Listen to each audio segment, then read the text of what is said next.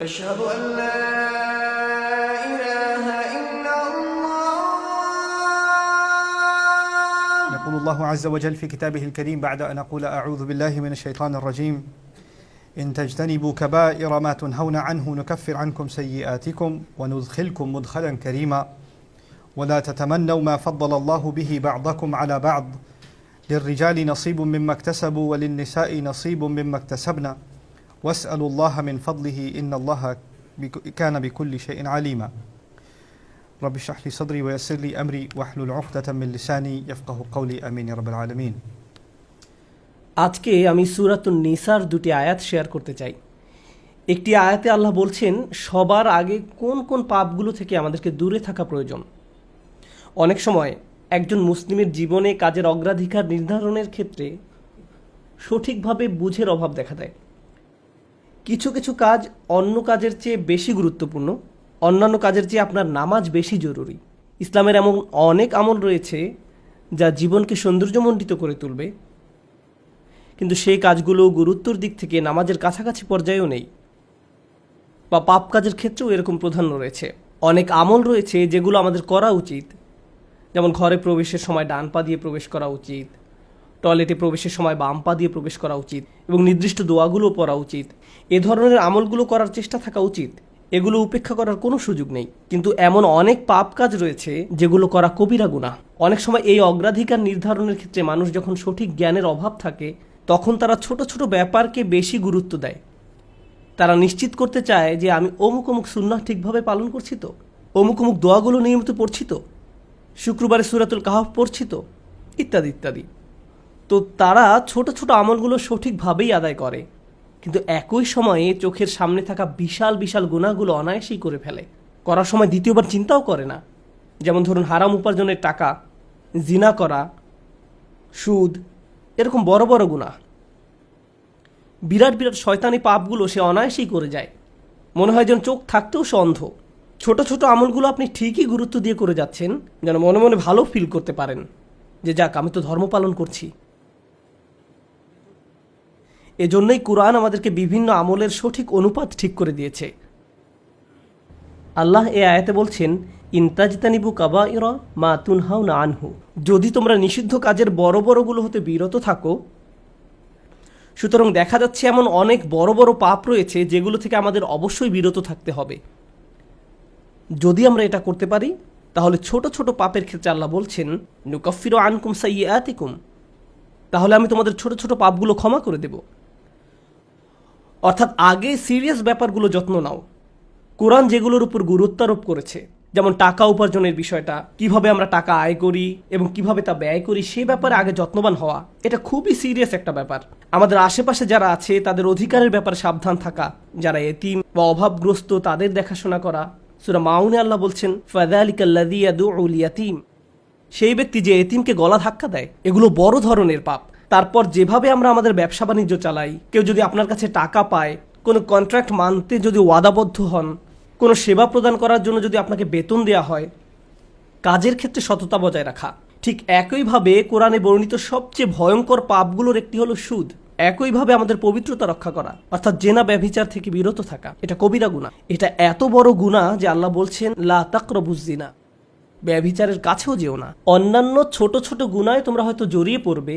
হতে পারে তোমার নামাজে যথেষ্ট মনোযোগ ছিল না, অজুটাও হয়তো উত্তম রূপে করা হয়নি। হতে পারে যখন নামাজ পড়ছিলে তখন অন্য কোথাও মন পড়েছিল। হতে পারে হজ বা উমরা করার সময় কিছু কিছু নিয়মকানুন ঠিকমতো পালন করতে পারোনি। কখনো কখনো হয়তো ধৈর্য হারিয়ে ফেলেছিলে। এই ছোট ছোট বিষয়গুলো ক্ষমা করে দেওয়া হবে, কারণ তোমরা বড় বড় পাপ থেকে বিরত ছিলে। ছোট বড় পাপের এমন একটি তারতম্য কোরআনে জোর দিয়ে উপস্থাপন করা হয়েছে।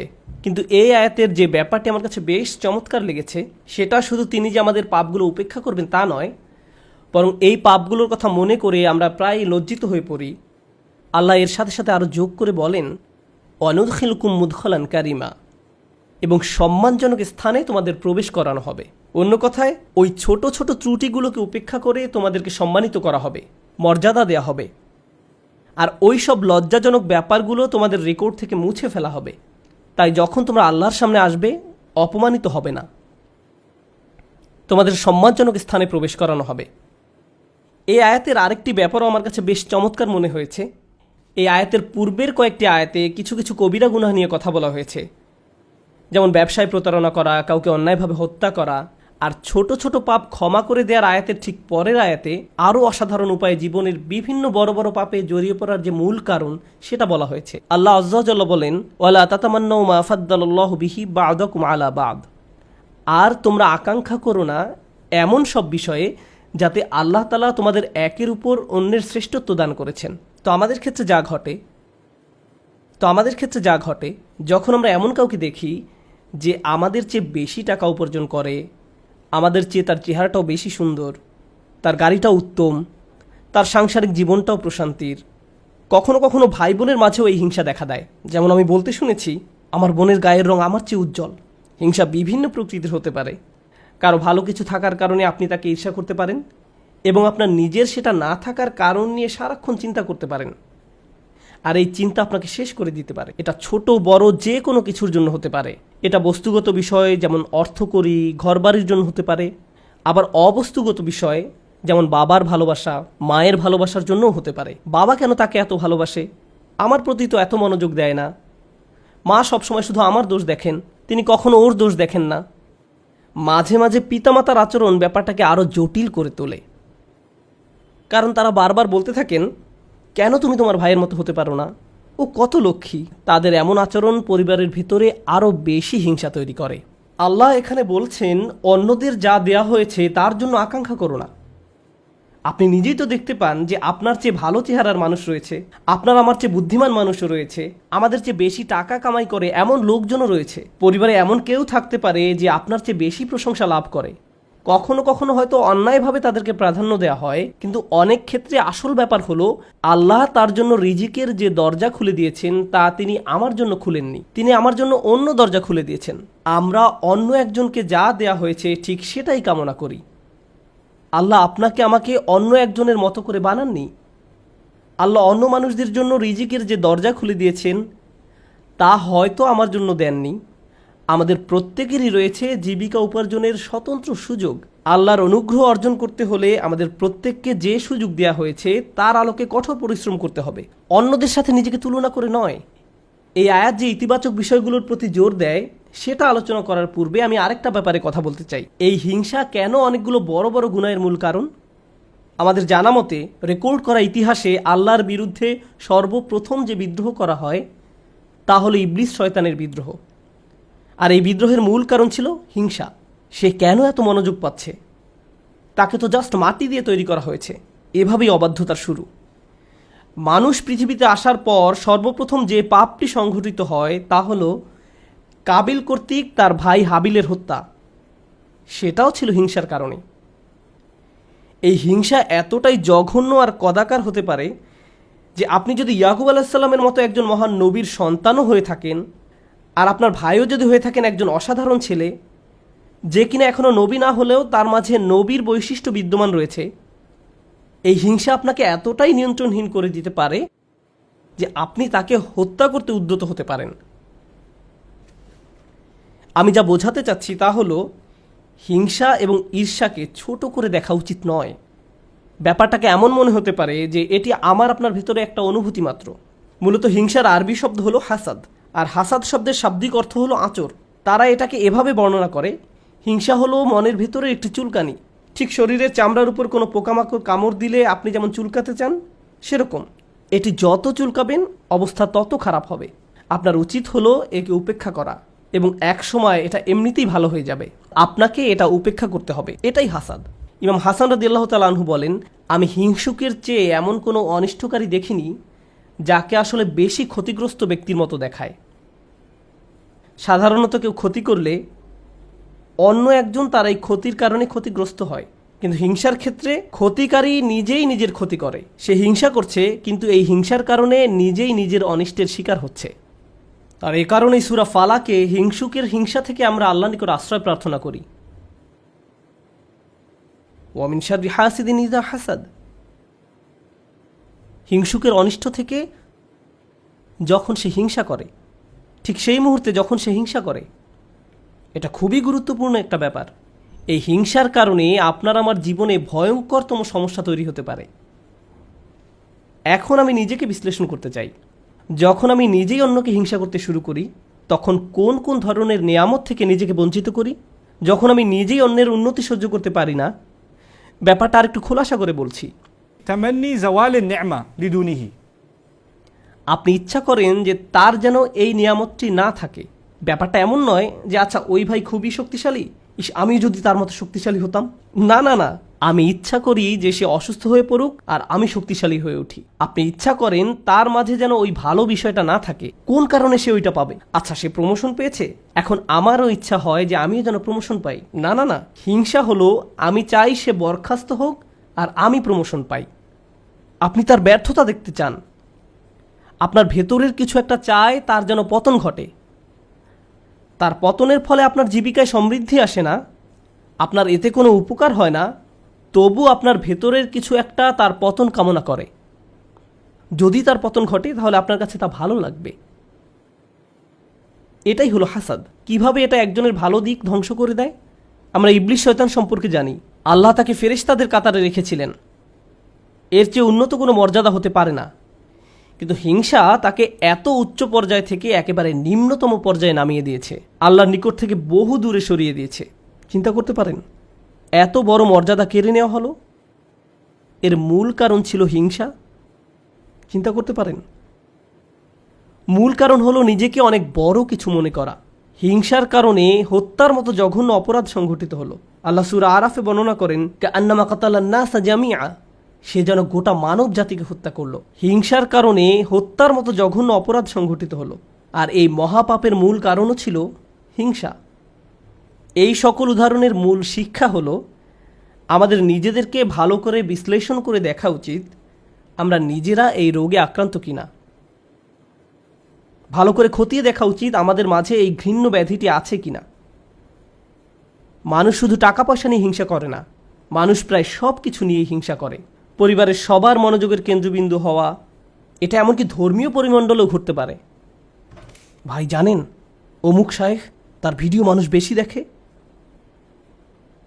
আপনি তার ফলোয়ারদের সাথে নিজের ফলোয়ারদের তুলনা করছেন কেন?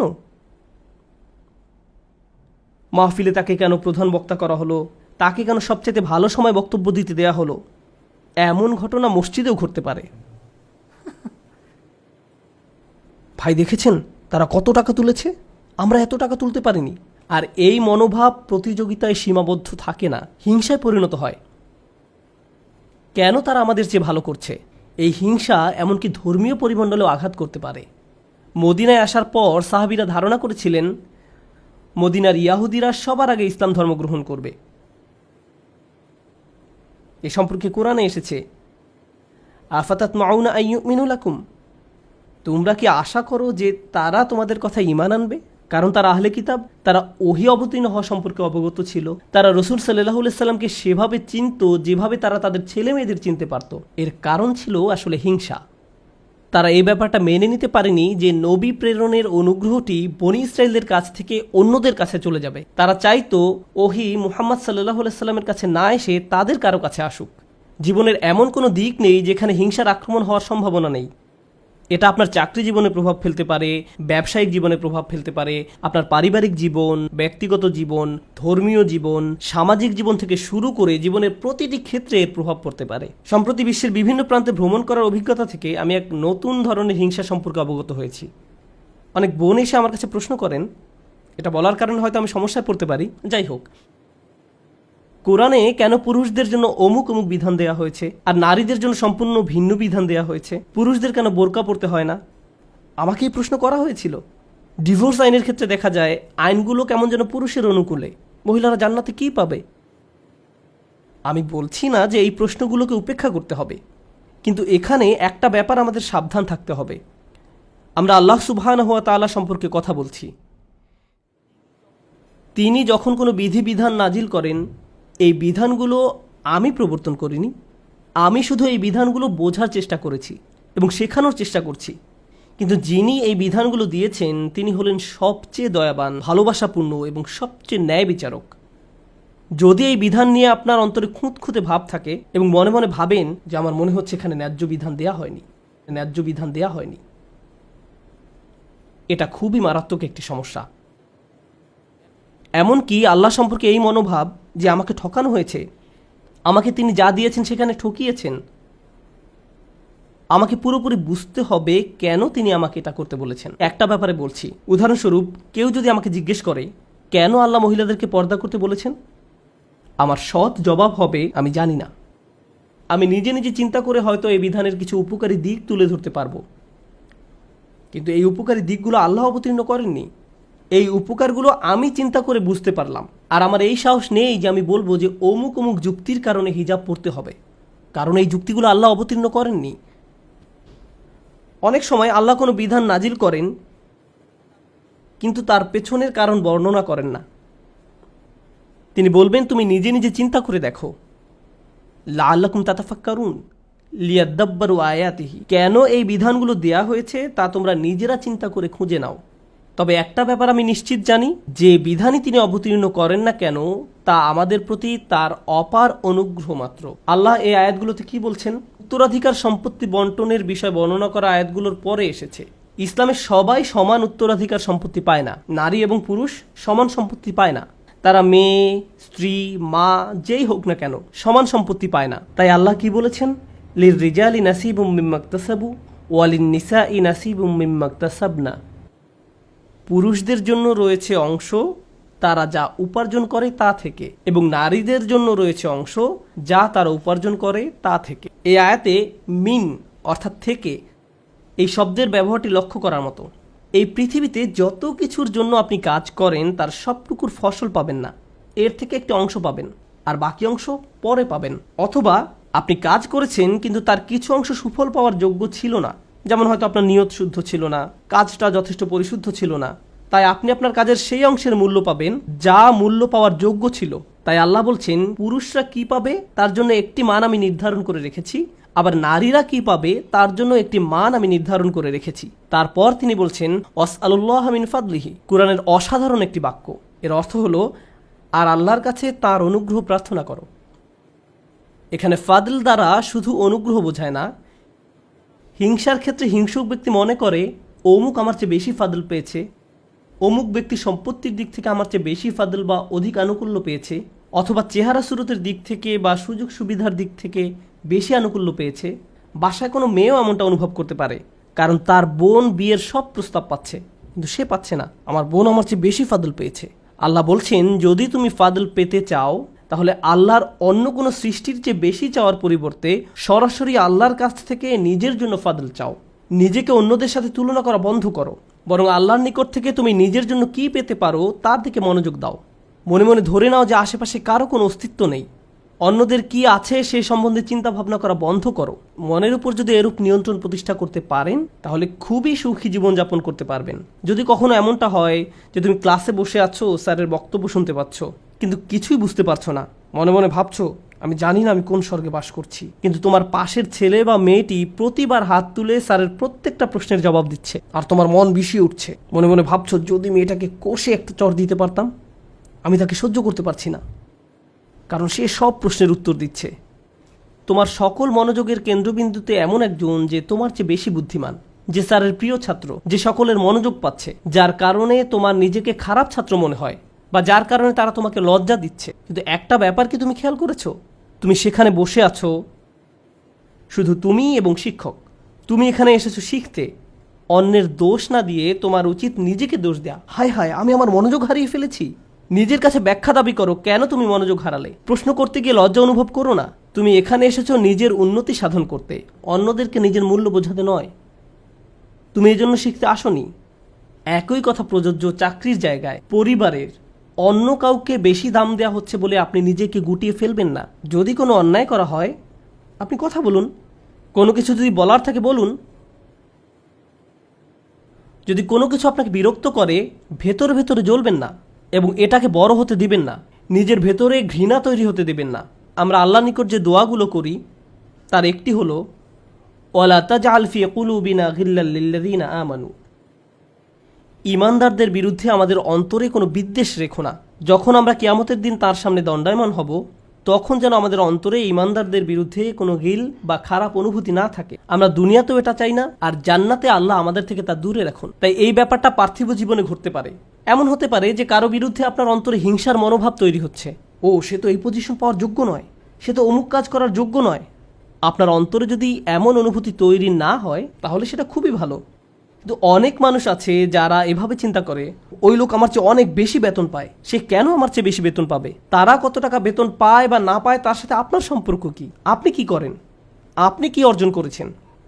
আপনার যদি মনে হয় যে আপনার আরও বেশি বেতন পাওয়া উচিত, তাহলে ব্যাপারটা যথাযথ কর্তৃপক্ষকে বলুন। ওয়াসআলুল্লাহ মিন ফাদলিহি, আল্লাহর কাছে তাঁর অনুগ্রহ প্রার্থনা করুন। ইন্নাল্লাহা কানা বিকুল্লি শাইইন আলিমা, নিঃসন্দেহে আল্লাহ তাআলা সর্ববিষয়ে জ্ঞাত। যখন আমরা অন্যের সাথে নিজেকে তুলনা বন্ধ করব, যখন পুরুষ বা নারী হিসাবে কি পেলাম বা কি পেলাম না এসব নিয়ে চিন্তা করা বন্ধ করব, অমুক অমুক ব্যক্তির কারণে আমি পেছনে পড়ে আছি এমন চিন্তা করা বন্ধ করব, আপনার এবং আল্লাহর মাঝে আর কেউ নেই। যদি কোনো বিষয়ে অগ্রগতি অর্জন করতে চান, সরাসরি আল্লাহকে বলুন ওয়াসআলুল্লাহ মিন ফাদলিহি। অন্যথায় সারা জীবন ধরে কেবল অন্যের বিরুদ্ধে অভিযোগই করে যেতে পারবেন। কিভাবে তারা আপনার প্রতি অন্যায় করেছে, কিভাবে তারা আপনাকে সুযোগ থেকে বঞ্চিত করেছে, কিভাবে সবাই পেয়েছে কিন্তু আপনি পাননি। আর এভাবে অভিযোগ করলে আপনার জীবন তো দুর্দশাগ্রস্ত হবেই, আপনার কারণে আপনার আশেপাশের মানুষের জীবনও দুর্বিষহ হয়ে পড়বে। এই আয়াতটি নিয়ে সর্বশেষ যা শেয়ার করতে চাই, বিশেষ করে যখন আমরা তেলাওয়াত করি ওয়া মিন শাররি হাসিদিন ইযা হাসাদ, এখানে ইযা শব্দটির দিকে বিশেষ মনোযোগ দিন। কেউ কেউ বলেন এখানে হাসাদকে বর্ণনা করা হয়েছে একটি গুণ হিসেবে, শুধুমাত্র শব্দগতভাবে ইসমে ফাইল হিসেবে নয়, বরং একজন মানুষের একটি খারাপ গুণ হিসেবে, অর্থাৎ এমন ব্যক্তি যার মাঝে হিংসার প্রবণতা আছে। কিন্তু ইজা শব্দটি একটি বিষয়ের প্রতি বিশেষ ইঙ্গিত করে। আপনার মাঝে যদি এই গুণটি থেকে থাকে, তাহলে কোনো এক সময় কুৎসিত উপায়ে এর প্রকাশ ঘটবে, আজ না হোক কাল। খারাপ কিছু একটা আপনি করে বসবেন, কারণ আপনার মাঝে খারাপ গুণটি আছে। আপনি নিজেও হাসিদ হতে চান না, হিংসুক হতে চান না। আবার যারা হিংসা করে তাদের অনিষ্ট থেকে বাঁচতে চান। আমরা দোয়া করি আল্লাহ যেন আমাদেরকে হিংসুক হওয়া থেকে রক্ষা করেন, এবং যারা আমাদের বিরুদ্ধে হিংসা করে তাদের অনিষ্ট থেকেও যেন রক্ষা করেন। আল্লাহ যেন আমাদের ভালো কাজগুলোকে নষ্ট হওয়া থেকে রক্ষা করেন। আমরা জানি রাসূল সাল্লাল্লাহু আলাইহি সাল্লাম বলেছেন, আগুন যেমন শুকনো কাঠ জ্বালিয়ে ফেলে, তেমনি হিংসাও একজন ব্যক্তির ভালো কাজগুলোকে জ্বালিয়ে দেয়। কেন তিনি এমনটি বলেছেন? কারণ যখন আপনার মাঝে হিংসা দেখা দেয়, তখন আপনার পক্ষে কৃতজ্ঞ হওয়া অসম্ভব। কারণ যখন হিংসা করেন তখন আপনার কি নেই কেবল তা নিয়েই আপনি চিন্তা করেন। আর আল্লাহর সাথে আমাদের সম্পর্ক নির্ভর করে একটি বিষয়ের উপর, তা হলো আমাদের কি কি আছে তা সব সময় স্বীকার করে যাওয়া। এভাবেই আমরা আল্লাহর প্রতি কৃতজ্ঞ হয়ে উঠি। যদি আপনার অন্তরে হিংসার বসবাস থাকে, তাহলে কোনোভাবেই আপনার পক্ষে আবদান শাকুরা অর্থাৎ আল্লাহর কৃতজ্ঞ বান্দা হওয়া সম্ভব নয়। আল্লাহ আযজা ওয়া জাল্লা আমাদের অন্তর থেকে হিংসা দূর করে দিন, আমাদেরকে সত্যিকার অর্থে কৃতজ্ঞ বান্দা বানিয়ে দিন।